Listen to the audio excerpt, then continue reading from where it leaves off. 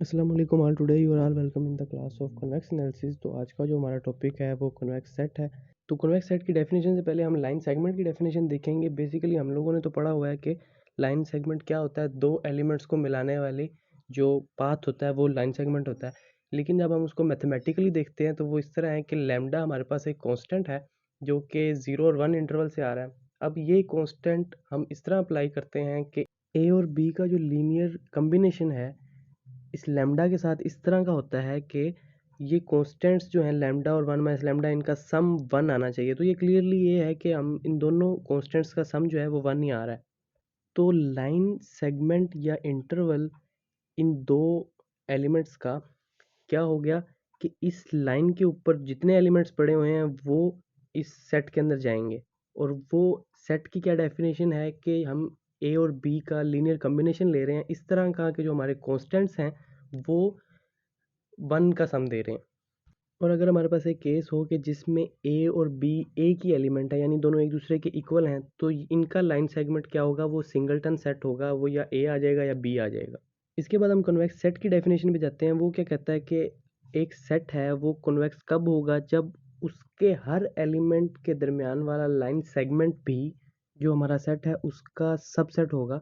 तो हम कहेंगे कि हमारा सेट जो है वो कन्वेक्स है। तो इस चीज़ को यहाँ पे ग्राफिकली भी दिखाया गया है कि एक जो डिस्क होती है इसके अंदर जो उसका इंटीरियर होता है वो कन्फाइंड होता है, वो सेट का एलिमेंट होता है। तो अब हम क्या करते हैं कि सेट के अंदर दो जो भी एलिमेंट हैं उनके दरमियान जो लाइन सेगमेंट बन रहा है वो इसी डिस्क का एलिमेंट है, क्लियरली उसी डिस्क का एलिमेंट है। लेकिन जो दूसरी शेप में हमने दिखाया हुआ है वो एक स्टार है, उसके जो दो एलिमेंट्स हमने पिक किए उसके दरमियान लाइन सेगमेंट को देखा हमने, तो वो लाइन सेगमेंट उस सेट के अंदर नहीं रहता, वो सेट से बाहर चला जाता है। इसलिए हम कहते हैं कि जो डिस्क है वो कन्वेक्स है। अब हमने जो एलिमेंट देखना है वो क्या है कि जब हमने लाइन सेगमेंट को देखा था उसमें दो एलिमेंट्स को हमने डील किया था सेट के। इसमें हमारे पास सेट के बाकी सारे एलिमेंट्स को डील किया गया है। अगर सेट में n एलिमेंट्स हैं तो हम n एलिमेंट्स को डील करते हैं और उस तरह का हम कम्बिनेशन बनाते हैं, लीनियर कम्बिनेशन, जिस तरह हमने पहले बनाया था कि हमारे जो स्केलर थे उनका सम लें, वो हमारा 1 आना चाहिए। तो हम कहेंगे जो एलिमेंट है x वो कन्वेक्स कम्बिनेशन है हमारे गिवन एलिमेंट्स यानी ए आइज़ का, बशर्त ये कि हमारे लैम्डा आइज़ जो हैं यानी कि हमारे जो स्केलर्स हैं वो 0 के ग्रेटर इक्वल होने चाहिए। इसके बाद हमारे पास एक रिजल्ट है, वो कहता है कि एक सेट कन्वेक्स कब होगा, जब वो अपने अंदर के एलिमेंट्स के तमाम कन्वेक्स कम्बिनेशंस को कंटेन करेगा। तब हम कहेंगे कि वो सेट कन्वेक्स है। ये इफ़ और ओनली इफ़ वाली कंडीशन के साथ है, तो हम इसका कन्वर्स भी करेंगे। तो हम इसका जो पहली कंडीशन देखते हैं कि हमारा सेट जो है वो अपने एलिमेंट्स के तमाम कन्वेक्स कम्बिनेशंस को कंटेन करता है। तो हम जब इसको देखते हैं गौर से हमें पता लगता है कि कन्वेक्स कम्बिनेशन क्या था और कन्वेक्स सेट की डेफिनेशन क्या कहती थी। दोनों में सिमिलरिटीज़ इस तरह हैं कि वहाँ पे दो एलिमेंट्स को डील किया जा रहा है, हर दो एलिमेंट्स को, और इसमें हर सारे एलिमेंट्स को डील किया जा रहा है जो कि कन्वेक्स कम्बिनेशन बनाते हैं। जिस तरह के आपके जो स्केलर कम्बिनेशन है ना, स्केलर, उनका सम वो 1 के इक्वल आना चाहिए। तो कन्वेक्स कम्बिनेशन में भी आपके स्केलर्स का जो सम है वो 1 होता है, और जो आपकी कन्वेक्सिटी की डेफिनेशन है उसमें भी स्केलर्स का सम 1 होता है। तो हम कहते हैं कि ये एक सेम ही बात है कि अगर कन्वेक्स कम्बिनेशन सेट में लाई करता है तो वो सेट कन्वेक्स होगा, ये ऑब्वियस है। तो हम जब कन्वर्सली अभी इसको देखते हैं तो वो क्या कहता है कि अब हमारा सेट कन्वेक्स है, हमने चेक करना है कि ये तमाम कन्वेक्स कम्बिनेशंस को अपने अंदर कंटेन करता है कि नहीं करता। तो इसके लिए हम यूज़ करेंगे मैथमेटिकल इंडक्शन वाला मेथड, जो कि कहता है कि हम पहले n इज इक्वल टू 1 के लिए चेक करेंगे, n इज इक्वल टू 2 के लिए चेक करेंगे, फिर सपोज कर लेंगे n is equal to k के लिए, और चेक करेंगे कि n is equal to k plus 1 के लिए हमारा जो असम्पशन है वो लाई करती है कि नहीं करती। तो देखते हैं for n is equal to 1 के लिए। अब n इज इक्वल टू 1 का मतलब क्या है, जो अब हम इसमें स्केलर डील कर रहे हैं यानी हम लीनियर कम्बिनेशन बना रहे हैं, उसमें हमारा स्केलर कितने यूज़ होंगे, वो 1 ही यूज़ होगा। अच्छा, तो इस अजम्पशन से हम देखते हैं कि हमारा स्केलर चूंकि एक ही यूज़ होना है, तो हमारा स्केलर डेफिनेटली 1 होगा, क्योंकि हमारा कन्वेक्स कम्बिनेशन है ये एलिमेंट। ऐसे ही है ना, हम कन्वेक्स कम्बिनेशन को डील कर रहे हैं और हमने कन्वेक्स कम्बिनेशन के अंदर एक स्केलर यूज़ करना है, तो हमारा जो स्केलर है वो 1 होगा क्योंकि उसका सम 1 है। तो जब हम 1 से उस किसी एलिमेंट को मल्टीप्लाई करेंगे तो वापस वही एलिमेंट आ जाएगा। तो वो एलिमेंट तो ऑलरेडी उसका, जिस सेट को हम डील कर रहे हैं उसका एलिमेंट है, तो ये कन्वेक्स कम्बिनेशन उसमें चला गया। ठीक है, अब हमें n इज इक्वल टू 2 के लिए जब चेक करते हैं n इज इक्वल टू 2 का मतलब क्या है? अब हमारे जो दो एलिमेंट हैं कॉन्वेक्स कम्बिनेशन में, उनके जो स्केलर हैं उनका सम 1 होना चाहिए। तो ये तो बेसिकली वही कन्वेक्सिटी की डेफिनेशन की एक्सियम हो गई कि हमारे दो एलिमेंट्स हैं, उसको जब हम आपस में इस तरह लीनियर कम्बिनेशन बनाते हैं यानी लाइन एलिमेंट वाला, तो उसका स्केलर जो है, जो स्केलर है ना उसका सम 1 के इक्वल आना चाहिए। तो ये कन्वेक्सिटी की डेफिनेशन बन गई for n is equal to 2 के लिए। ये सेट हमारा कॉन्वेक्स था, इसलिए ऑलरेडी उसके अंदर जा चुकी है। इसलिए हम कहते हैं कि n इज इक्वल टू 1 और n इज इक्वल टू 2 के लिए जो हमारा अजम्पशन है वो ओबियस है, और हमारा सेट जो कॉन्वेक्स है, तो वो n इज इक्वल टू 1 और n इज इक्वल टू 2 के लिए जितने भी कॉन्वेक्स कम्बिनेशन बनते हैं वो उस अपने आप में कंटेन करता है। इसके बाद हम अज्यूम करते हैं कि n is equal to k के लिए हमारी जो कॉन्वेक्स कम्बिनेशन है वो हमारे सेट का एलिमेंट है। ठीक है, अब हमने चेक करना है कि n is equal to k plus one के लिए हमारा जो कन्वेक्स कम्बिनेशन वाला एलिमेंट है वो हमारे गिवन सेट का एलिमेंट है कि नहीं। अब उसके दो केसेस हैं कि जो हमारा एक कांस्टेंट है लैम्डा के प्लस वन, या कोई भी कांस्टेंट इन सारे कांस्टेंट्स में से, वो 1 के इक्वल आ जाए। अगर वो 1 के इक्वल है तो कन्वेक्स कम्बिनेशन की प्रॉपर्टी क्या कहती है कि सारे जो हमारे कांस्टेंट्स हैं उनका सम 1 के इक्वल होना चाहिए। तो ये जो अकेला ही 1 हो गया, तो बाकी के स्केलर जो होंगे वो क्या होंगे? वो ज़ीरो ही होंगे। वैसे तो नहीं ये 1 के इक्वल आ सकता हमारा सम। तो जब बाकी सारे ज़ीरो हो चुके हैं, ये सिर्फ एक ही हमारा स्केलर 1 के इक्वल है, तो इस स्केलर के अकॉर्डिंग जो हमारा सेट का एलिमेंट होगा इस कन्वेक्स कम्बिनेशन में, वही एलिमेंट हमारे पास रह जाएगा। और वही एलिमेंट क्योंकि उसी सेट का एलिमेंट था जो हम अज्यूम कर रहे थे, तो ये ऑलरेडी उसके अंदर चला जाएगा। इसका जो दूसरा केस बनता है वो क्या कहता है कि हमारा एक स्केलर वो 1 से लेस है। इसका मतलब क्या है? बाकी के सारे स्केलर्स का सम जो होगा वो उस स्केलर के 1 से डिफरेंस के इक्वल होगा। ऐसे ही है, तो हम उससे 1 की कीमत निकाल सकते हैं। यानी 1 की वैल्यू क्या बनेगी? लैम्डा आई ओवर 1 माइनस लैम्डा के प्लस 1 और इसका सबमिशन। अब चूंकि ये एलिमेंट 1 के इक्वल है तो हम इसे किसी भी एलिमेंट से मल्टीप्लाई कर सकते हैं। तो वो एलिमेंट हम इस सेट से लेते हैं, उससे किसी भी एलिमेंट के साथ मल्टीप्लाई कर देते हैं। ठीक है, अब हम कन्वेक्स कम्बिनेशन बनाते हैं y का इस तरह के लैम्डा के प्लस वन और लैम्डा के प्लस वन का 1 के साथ डिफरेंस। हम इसे गौर से देखें तो हमें पता लगता है कि बेसिकली ये वही कन्वेक्स कम्बिनेशन है for n is equal to k plus one. कैसे? क्यों?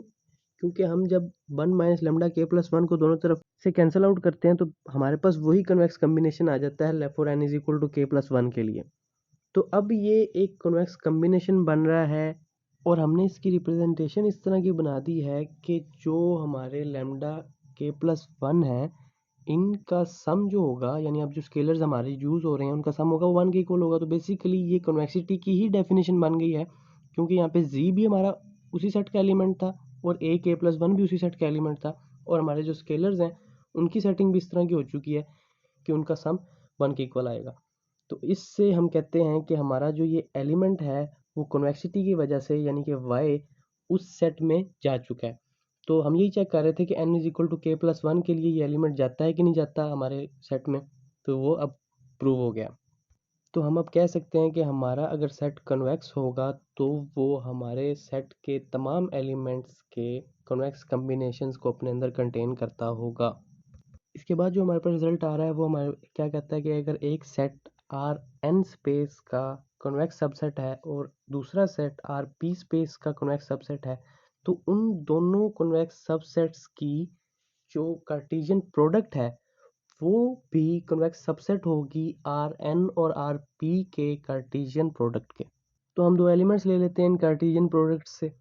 वो क्या कहता है कि अगर ए और बी हमारे दो कॉन्वेक्स सबसेट्स की कार्टेशियन प्रोडक्ट से आ रहे हैं, तो ए वन और ए टू जो होंगे वो पहले सेट के एलिमेंट्स होंगे, और बी वन बी टू वो दूसरे सेट के एलिमेंट्स होंगे। ऐसे ही होता है दो सेट्स की कार्टेशियन प्रोडक्ट में।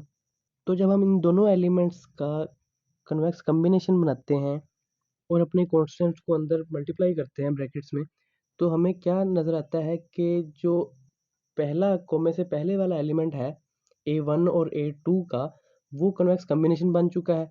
चूंकि हमारा पहला सेट जो था वो कन्वेक्स था, तो ए वन और ए टू का जो कन्वेक्स कम्बिनेशन बना हुआ है कॉमे से पहले, वो हमारे पहले सेट का एलिमेंट हो जाएगा।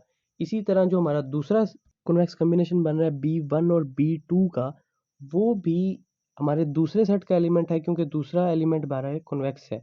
इसी तरह ये जो हमारी कार्टेशियन प्रोडक्ट का एलिमेंट बना है, जिसके दोनों एलिमेंट्स दोनों साइड्स के वो एलिमेंट्स हैं पहले सेट के और दूसरे सेट के। पहला सेट कौन सा मैं रेफर कर रहा हूँ, Rn स्पेस का सबसेट, और दूसरा सेट Rp स्पेस का सबसेट।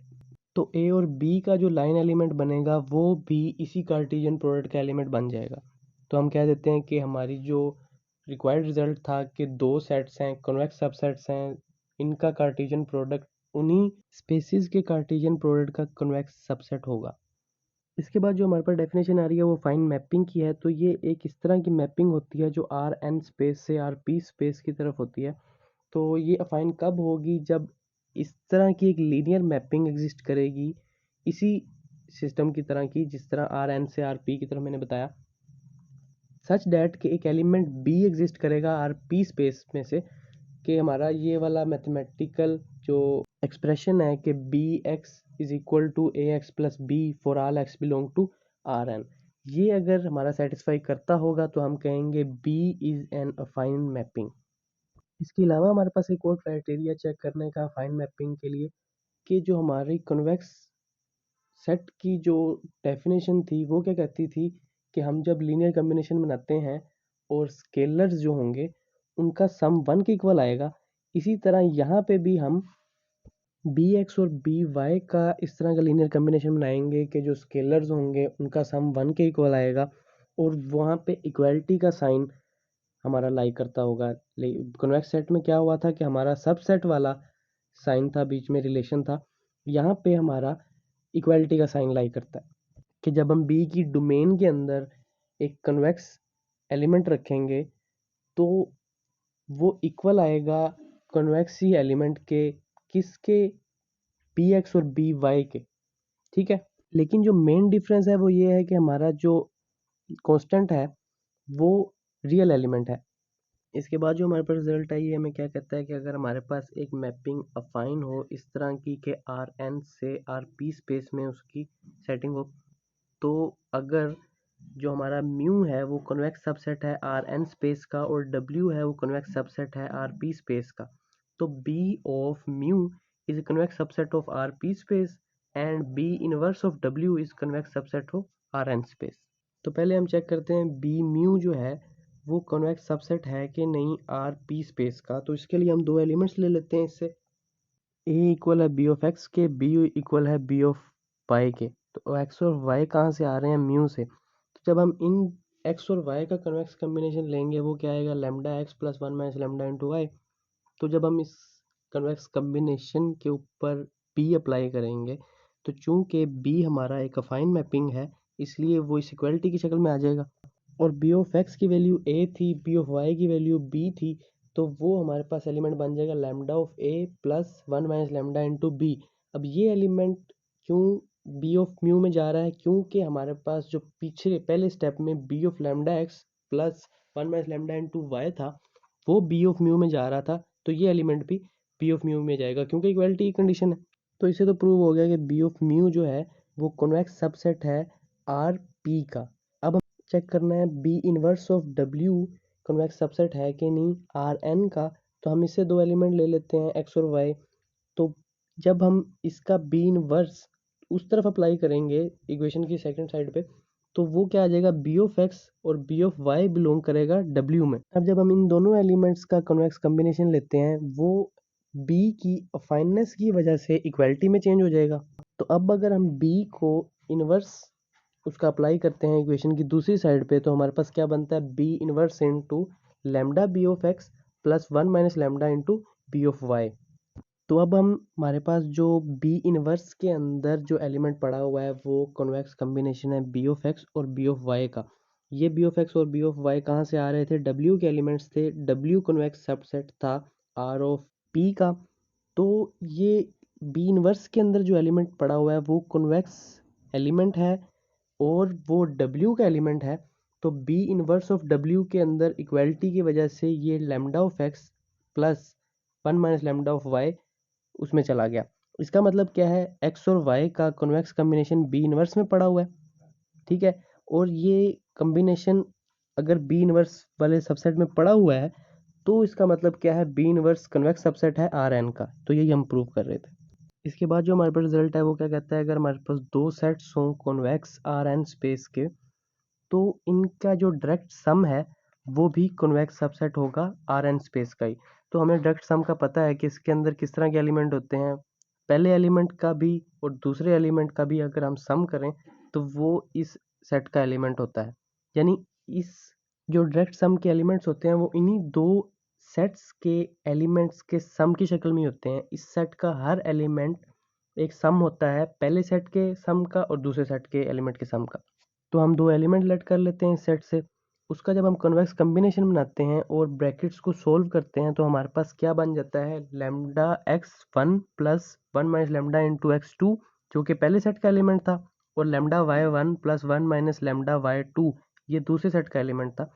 तो बेसिकली पहले सेट का एलिमेंट और दूसरे सेट के एलिमेंट का सम दोबारा हमारे पास आ गया अलग-अलग ब्रैकेट्स की शक्ल में। तो ये एलिमेंट हमारे डायरेक्ट सम का ही एलिमेंट हो गया। तो इसलिए हम कहते हैं कि ये डायरेक्ट सम जो है लैम्डा वन का और लैम्डा टू का, वो क्या हो गया, कन्वेक्स हो गया आर एन स्पेस का। इसके बाद हमारे पास जो रिजल्ट है वो क्या कहता है कि अगर हमारे पास एक सबसेट है कन्वेक्स आर एन स्पेस का, तो अगर हम इस सेट की एक स्केलर मल्टीप्लिकेशन ले लें किसी भी स्केलर के साथ, तो वो जो नया सेट आएगा वो भी कन्वेक्स सेट होगा आर एन स्पेस का। तो यहाँ पे हमारा जो सेट है वो कन्वेक्स है और हम इसकी मल्टीप्लिकेशन ले रहे हैं एक कांस्टेंट यानी कि लैम्डा से। इसके बाद जो इसके एलिमेंट्स बन जाएंगे वो सारे के सारे प्रोडक्ट की शक्ल में होंगे। हम दो एलिमेंट्स ले लेते हैं इस सेट के और हमारा जो कांस्टेंट है यहाँ पे अब हम डील करेंगे वो म्यू डील करेंगे। यहाँ पे हम इस म्यू के अकॉर्डिंग एक कन्वेक्स कॉम्बिनेशन बनाएंगे। वो हम जब देखते हैं वो क्लियरली एक कन्वेक्स कॉम्बिनेशन बन रहा है जो कि हमारे उसी सेट का एलिमेंट बन जाता है और लैम्डा इनमें से कॉमन आ जाता है। इसी तरह वो जो हमारा अब कन्वेक्स कॉम्बिनेशन था वो प्रोडक्ट वाले सेट के अंदर चला गया है। तो हम कहते हैं कि हमारा जो नया सेट है वो भी कन्वेक्स है। इसके बाद जो हमारे पास रिजल्ट है वो मैं कहता है कि हमारे पास अगर कन्वेक्स सेट्स की कलेक्शन हो, फाइनाइट कलेक्शन हो, तो अगर हम इनफाइनाइट सेट्स की कलेक्शन का इंटरसेक्शन लें, वो एक सेट बनाएं, वो सेट भी कन्वेक्स होगा। तो अगर हम दो एलिमेंट्स लेते हैं इस इंटरसेक्शन वाले सेट से, तो इसका मतलब क्या है, वो दो एलिमेंट उन हर कलेक्शन के सेट्स के एलिमेंट्स होंगे। ठीक है, तो यहाँ पे अगर दो एलिमेंट पड़े हुए हैं किसी एक कॉन्वेक्स सेट के अंदर, तो क्या होगा कि वो कॉन्वेक्स कॉम्बिनेशन भी उन्हीं दो एलिमेंट्स का उसी सेट का एलिमेंट होगा। ऐसे ही होता है। तो अगर हम इसको थोड़ा वाइडली देखें तो हमें पता लगता है कि दो एलिमेंट हर सेट्स में पड़े हुए हैं, हर सेट कॉन्वेक्स है, तो इन्हीं दो एलिमेंट्स का कॉन्वेक्स कॉम्बिनेशन जो होगा वो उन्हीं हर सेट्स में कंटेन करता होगा। तो हम ये ऑब्वियसली कह सकते हैं कि हमारा जो कॉन्वेक्स कॉम्बिनेशन आ रहा है इन्हीं दो एलिमेंट्स का, वो इस इंटरसेक्शन का भी एलिमेंट होगा क्योंकि वो उन तमाम सेट्स का एलिमेंट है। इसलिए हम कहते हैं कि फाइनाइट सेट्स का इंटरसेक्शन भी कॉन्वेक्स सबसेट होता है। उसके बाद जो हमारे पास डेफिनेशन आ रही है वो कॉन्वेक्स हल की है, जो कि हमारे पिछले थ्योरम के साथ रिलेट करती है। वो क्या, हमारा पिछला थ्योरम कह रहा था कि तमाम कॉन्वेक्स सेट्स की जो इंटरसेक्शन है वो भी कॉन्वेक्स होती है। तो ये हमारे किसी भी सेट, चाहे वो कॉन्वेक्स है या चाहे वो कॉन्वेक्स नहीं है, उसकी कॉन्वेक्स हल क्या होगी, उसके जो बड़े कॉन्वेक्स सेट हैं, उससे बड़े जो कॉन्वेक्स सेट हैं, उन सब की इंटरसेक्शन। तो अगर हम इसे वाइडली थोड़ा इमेजिन करें तो क्या होता है कि अगर हमारा सेट है, अगर वो कॉन्वेक्स नहीं है, तो इसका कॉन्वेक्स हल क्या होगा कि हम इसे कॉन्वेक्स बनाते हैं कि इससे बड़ा जो मोस्ट पॉसिबल कॉन्वेक्स सेट होगा उसकी हम इंटरसेक्शन ले लेंगे तो हमारा कॉन्वेक्स हल आ जाएगा। अब लास्ट वाली रो में हमने क्या किया हुआ है, हमारे पास एक सेट था, वो क्लियरली लग रहा है कि वो कॉन्वेक्स नहीं है। तो A1 हमने नेक्स्ट फिगर में क्या किया कि वो उसका बड़ा सेट था, कॉन्वेक्स था। इसी तरह हमने A2 एक सेट लिया जो कि कॉन्वेक्स है, उसकी दूसरी साइड को कवर किया। फिर हमने A1 और A2 का जब हमने इंटरसेक्शन लिया तो हमारे पास गिवन सेट का कॉन्वेक्स हल आ गया। तो ये क्लियरली हमने उसको कॉन्वेक्स बनाया है। हमारा सेट शुरू में क्या था, कॉन्वेक्स नहीं था, तो अब हमारा सेट जो है वो कॉन्वेक्स हल के बाद वो कॉन्वेक्स बन चुका है। इसके बाद जो हमारे पास रिजल्ट आ रहा है वो हमें क्या कहता है, convex hull is the smallest convex set containing that given set. चूंकि कन्वेक्स हल जो था वो तमाम कन्वेक्स सेट्स के इंटरसेक्शन के इक्वल था, तो अगर हम दो एलिमेंट्स इसमें से लेट कर लेते हैं तो वो दो एलिमेंट तमाम के तमाम कन्वेक्स सेट्स के एलिमेंट्स होंगे। तो चूंकि हर सेट के ये एलिमेंट्स हैं और हर सेट कन्वेक्स है, तो ये हमें इंश्योर कर देगा कि जो इन दो एलिमेंट्स का कन्वेक्स कम्बिनेशन है वो तमाम कन्वेक्स सेट्स में पड़ा हुआ है, तो ये कन्वेक्स कम्बिनेशन उसके इंटरसेक्शन में भी चला जाएगा।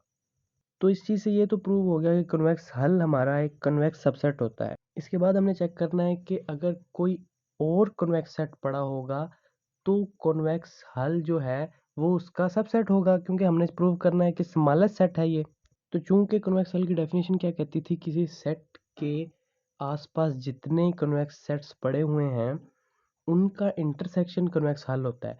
तो अगर कोई सेट पड़ा भी हुआ है इस तरह का जो कन्वेक्स है और कन्वेक्स हल से बड़ा है, तो वो उस इंटरसेक्शन में आएगा ही आएगा। तो ये चीज़ हमें इंश्योर कर देती है कि कन्वेक्स हल जो है वो स्मॉलेस्ट कन्वेक्स सेट है कंटेनिंग दैट गिवन सेट।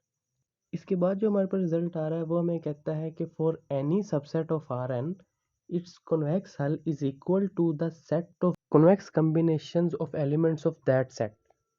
तो हम पहला स्टेप क्या करते हैं कि जो हमारा कन्वेक्स कॉम्बिनेशंस का सेट है उसको हम लेट कर लेते हैं सी के इक्वल।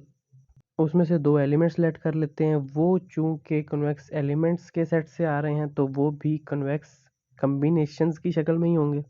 तो अब इन दोनों एलिमेंट्स का जब हम कन्वेक्स कॉम्बिनेशन चेक करते हैं तो वो ऑब्वियसली एक कन्वेक्स कॉम्बिनेशन निकलता है और वो उसी सेट का एलिमेंट बन जाता है। अब इसका मतलब क्या है कि जो हमारा कन्वेक्स कॉम्बिनेशंस का सेट था वो भी कन्वेक्स है, ठीक है। अब कोई भी सेट जो कन्वेक्स होता है मज़ीद, वो क्या होता है, वो कन्वेक्स हल को अपने अंदर कंटेन करता होता है। ये हमने पिछले रिजल्ट में ही किया है, तो हमारा कन्वेक्स हल सबसेट हो गया सी के। इसके बाद हम एक एलिमेंट लेते हैं अपने सी सेट से जो कि कन्वेक्स कॉम्बिनेशंस का सेट है। तो ये जो एलिमेंट होगा ये भी कन्वेक्स कॉम्बिनेशन की शक्ल में होगा। तो जिन एलिमेंट्स का ये कन्वेक्स कॉम्बिनेशन होगा वो हमारे सपोजिटरी सेट से आ रहे हैं, और वो सपोजिटरी सेट जो है वो सबसेट है कन्वेक्स हल का। इसका मतलब है कन्वेक्स हल जो है वो चूंकि कन्वेक्स था, तो अब कन्वेक्स सेट चूंकि कन्वेक्स कॉम्बिनेशंस को अपने अंदर कंटेन करता है, तो ये वाला कन्वेक्स कॉम्बिनेशन भी कन्वेक्स हल में चला जाएगा, क्योंकि कन्वेक्स हल हमारा कन्वेक्स है, ठीक है। तो ये एलिमेंट हमने सी से लिया था और ये एलिमेंट अब जा चुका है कन्वेक्स हल के अंदर। इसका मतलब है सी सबसेट है कन्वेक्स हल का। तो इन दोनों कंडीशन से हमें पता लग गया कि C is equal to convex of hull. तो यही चीज़ हमने प्रूव करनी थी। इसके बाद हम चलते हैं अपने नेक्स्ट थ्योरम की तरफ, जो कि हमें कहता है कि हमारा अगर एक सेट कन्वेक्स है तो उसका इंटीरियर भी कन्वेक्स होगा और उसका क्लोजर भी कन्वेक्स होगा। इंटीरियर के लिए हम एक एलिमेंट लेते हैं ए, उस इंटीरियर से अगर आ रहा है तो क्या होगा कि उस ए के अकॉर्डिंग एक हमें ओपन बॉल मिलेगी, जो कि एक ओपन सेट भी होती है। वो बॉल हमारे गिवन सेट के अंदर कंटेन करती होगी। ये इंटीरियर की डेफिनेशन है। तो अब अगर हम इस रिलेशन को एक कांस्टेंट से मल्टीप्लाई करें तो कोई फ़र्क नहीं पड़ेगा, और इसी रिलेशन को अगर हम किसी एक कांस्टेंट से ऐड कर दें तब भी कोई फ़र्क नहीं पड़ेगा। तो इसी तरह हमने एक कन्वेक्स कॉम्बिनेशन बना लिया जो कि बिलोंग कर गया इंटीरियर ऑफ गिवन सेट के। इससे हमें क्या रिजल्ट मिलता है कि इंटीरियर भी कन्वेक्स है। अब हम क्लोजर के लिए क्या करते हैं कि दो एलिमेंट फिक्स करते हैं उसमें से। अब क्लोजर में डेफिनेशन क्लोजर की क्या कहती है कि दो एलिमेंट अगर क्लोजर में पड़े हुए हैं, इसका मतलब है कि उसके अकॉर्डिंग कोई सीक्वेंस पड़ी हुई है हमारे गिवन सेट में जिसकी लिमिट्स ये दोनों एलिमेंट्स हैं इफेक्टिवली। तो जैसा कि हमने पढ़ा हुआ है कि अगर हमारे पास सीक्वेंस है उसको हम किसी स्केलर से मल्टीप्लाई करते हैं तो उसकी जो लिमिट होती है वो भी उसी स्केलर से मल्टीप्लाई हो जाती है। और हम अगर दो सीक्वेंसेस हैं हमारी किसी दो नंबर्स को रिस्पेक्टिवली अप्रोच कर रही हैं, तो हम उन दोनों को अगर ऐड करें सीक्वेंसेस को तो उनकी लिमिट्स भी आपस में ऐड हो जाती हैं। इसी तरह हमारा ये कम्बिनेशन बन गया, और ये कम्बिनेशन हमारा कन्वेक्स इसलिए हुआ कि ये दोनों सीक्वेंसेस जो थी ये हमारी उसी सेट में जा रही हैं, उसका सम भी, ठीक है। तो उसकी जो लिमिट्स होंगी वो उसी सेट के क्लोजर में जाएंगी। ठीक है, तो अब यही तो हमने प्रूव करना था कि जो हमारे लिमिट्स हैं यानी कि कन्वेक्स कॉम्बिनेशन है ए और बी का, अब वो चला गया वापस क्लोजर में, तो हमारा सेट क्लोजर वो कन्वेक्स प्रूव हो गया। इसके बाद हमारे पास कुछ मैथमेटिकल रिप्रेजेंटेशन है लाइन सेगमेंट्स की, जो कि इस लिहाज से हमने उसको सेट किया है कि उसके कौन से एंड पॉइंट्स किस टाइम उस सेट में कंटेन करते होंगे, यानी लाइन सेगमेंट का हिस्सा होंगे उस लाइन सेगमेंट के एंड पॉइंट्स। ये कंडीशन हमने बताई है कि जब हमारा कॉन्स्टेंट्स जो है उसके ऊपर ये वेरी करती है, उसी के अकॉर्डिंग जो हमारा लाइन सेगमेंट होगा वो उस एंड पॉइंट को कंटेन करता होगा या नहीं करता होगा, ये क्लियरली हमने इसमें दिखाया हुआ है। इसके बाद जो हमारे पास रिजल्ट है वो क्या कहता है कि अगर एक कन्वेक्स सेट है हमारे पास, तो अगर एक एलिमेंट ए उसके इंटीरियर में से लें और बी उसके क्लोजर में से लें, तो जो हमारा लाइन सेगमेंट है with closed mark according to A and open mark according to B, वो सबसेट होगा interior of that convex set. तो अगर बी हमारा क्लोजर से आ रहा है तो हमें ये पता है डेफिनेशन से कि बी उस सेट के बाहर किसी पोल का हिस्सा होगा, और अगर ए इंटीरियर से आ रहा है तो वो उस सेट के अंदर की किसी बॉल का हिस्सा होगा। तो हमने अपने इंटरवल के अकॉर्डिंग वो कांस्टेंट भी लेट कर लिया है, और एक एलिमेंट भी हमने उसमें से ले लिया है जिसको हमने चेक करना है कि वो उसका एलिमेंट है कि नहीं इंटीरियर का। तो चूंकि हमने इंटीरियर का एलिमेंट होना चेक करना है, तो हम क्या करेंगे, इसकी रिप्रेजेंटेशन भी उसी तरह की होगी जिस तरह की रिप्रेजेंटेशन ए की है। तो जब हम इसमें वैल्यूज़ पुट करेंगे और अपने ए और बी के रिलेशंस को यूज़ करेंगे, तो हमारे पास ये चीज़ प्रूव हो जाएगी कि जो हमारा एक्स लैम्डा था, यानी कि जो हमने एलिमेंट लिया था इस इंटरवल का, वो सबसेट है इंटीरियर का, क्योंकि वो उसी ओपन बाल वाली कंडीशन को सेटिस्फाई कर रहा है। तो अब हम कह सकते हैं कि हमारा जो इंटरवल है जिसका एक एंड पॉइंट इंटीरियर से आ रहा है और दूसरा एंड पॉइंट क्लोजर से आ रहा है, वो इंटीरियर का सबसेट है। इसके बाद जो हमारे पास रिजल्ट आ रहा है वो हमें क्या कहता है कि एक कन्वेक्स सेट अगर हमारे पास हो, उसका इंटीरियर नॉन एम्प्टी हो, तो उसके इंटीरियर का जो क्लोजर है वो हमारे गिवन सेट के क्लोजर के इक्वल होता है। तो ये चीज़ तो ऑब्वियस है कि इंटीरियर का क्लोजर गिवन सेट के क्लोजर के इक्वल होता है। ठीक है, अब दूसरी साइड प्रूव करने के लिए हम क्या करते हैं, बी एलिमेंट लेते हैं सेट के क्लोजर से और ए एलिमेंट लेते हैं इंटीरियर से। इन दोनों के अकॉर्डिंग हम इस तरह की एक सीक्वेंस डिफाइन करते हैं जो कि मैथमेटिकली दिखाई गई है। अब ये रिप्रेजेंटेशन हमने इसलिए ली है कि इस रिप्रेजेंटेशन के अकॉर्डिंग जो हमें इंटरवल मिलता है वो इंटीरियर का सबसेट होता है। तो वो हमने पिछले थ्योरम की तरह, और ए चूंकि इंटीरियर से आ रहा था इसीलिए इसकी रिप्रेजेंटेशन भी हम इस तरह की लेट करते हैं कि वो इंटीरियर की ही, जिस तरह हमने पिछले थ्योरम में लेट की। और इसी तरह बी की रिप्रेजेंटेशन भी हम इस तरह लेट करते हैं कि बी चूंकि क्लोजर का एलिमेंट था, तो हमारे पास दो इस तरह के हमारे पास रिलेशन आ गए, ए के अकॉर्डिंग और बी के अकॉर्डिंग। यहाँ पे जो हमने अपनी सीक्वेंस लेट की थी उसकी जो लिमिट थी वो बी थी। यहाँ पे हम प्रूव करते हैं कि हमारी सीक्वेंस जो है वो इंटीरियर से ली है हमने। इसका मतलब है कि इसकी लिमिट इंटीरियर के क्लोजर में जाएगी। इससे हमें पता लगता है कि बी हमने एलिमेंट लिया था क्लोजर से, अब बी जो एलिमेंट है वो इंटीरियर के क्लोजर में चला गया है, तो हम कह सकते हैं कि closure is subset of closure of interior. इससे हमारा रिक्वायर्ड रिजल्ट आ जाता है। इसके बाद जो हमारे पास रिजल्ट है वो हमें क्या कहता है कि हमारे पास अगर एक कन्वेक्स सेट है, उसका इंटीरियर वो क्लोजर के इंटीरियर के इक्वल होगा।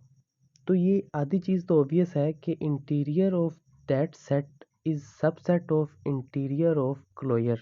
अब बाकी के लिए हम क्या करते हैं, बी एलिमेंट हम लेट करते हैं इंटीरियर ऑफ क्लोजर और ए एलिमेंट हम लेट करते हैं इंटीरियर ऑफ दैट सेट। यहाँ पे हम एक एलिमेंट सी लेट करते हैं, उसकी रिप्रेजेंटेशन इस तरह की है कि वो एलिमेंट बी के बहुत करीब है। यहाँ से जब हम बी की वैल्यू निकालते हैं तो हमें पता लगता है कि बी की रिप्रेजेंटेशन उस इंटरवल की रिप्रेजेंटेशन की तरह है जो हमने पीछे ओपन इंटरवल की डेफिनेशन की है अभी। उसको हम पिछले थ्योरम के अकॉर्डिंग कहते हैं कि वो इंटीरियर का सबसेट है, जो हमने पिछले थ्योरम में अभी कहा है। जो हमने एलिमेंट लिया था बी इंटीरियर ऑफ क्लोजर के, वो इंटीरियर का एलिमेंट पता लग गया, तो इसे हमारा रिक्वायर्ड रिजल्ट आया। तो ये हमारा लास्ट रिजल्ट था इस वीडियो का। आई होप आप लोगों को समझ आई होगी। Thank you. अल्लाह हाफिज़।